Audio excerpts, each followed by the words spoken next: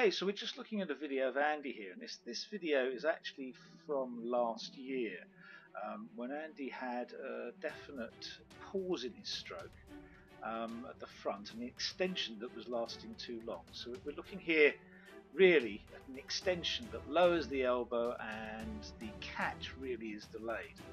It's probably best if we slow this down a touch. You can see it. Slow it down to about 40%. And you can see the dropping of the elbow, the near catch up, and the real extension being held out there. Also, because Andy is doing that, if we take it on frame by frame, you can see that the push initially is actually going to happen downwards. And it's with the hand you're trying to grab the water, or you were trying to grab the water, and with the underarm or the forearm, you're actually pushing mostly down, and that's the same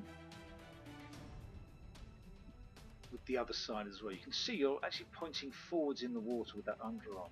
You can see your hand's trying to grab the water, but the forearm is actually pushing downwards. So let's compare that to what's happening today.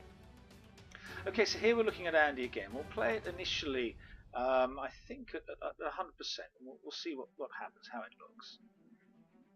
It immediately looks better, doesn't it? It immediately looks as if you're not extending your hand upwards and planting it in the water against the way you're going. It's a much faster delivery, a much better delivery. Let's just go back to the beginning there and play it at our sort of 40%.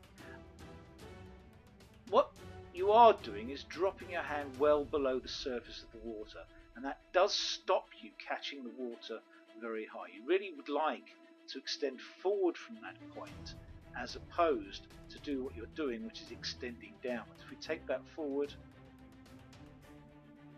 a slight push forward, but you are breathing, so we do have that forearm pointing down, but you can see you're trying to grab the water there with the underarm as well as with your hand, which didn't happen in the previous one. With the left arm, that's so much better than it was before. Remember, you were breathing before, which is why you turn that elbow under.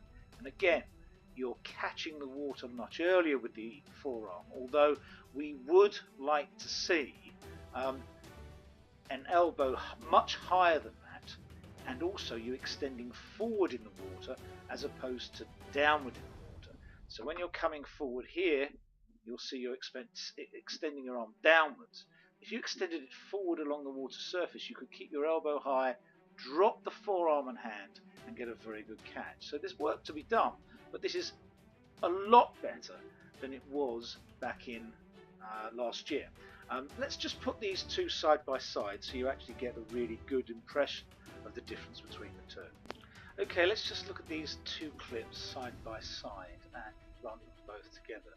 Now you can see there is actually a really big difference in terms of your arm bend from last year to this year, and it's a much smoother stroke that we see. Until you obviously turn there, you've still got the elbow bent down.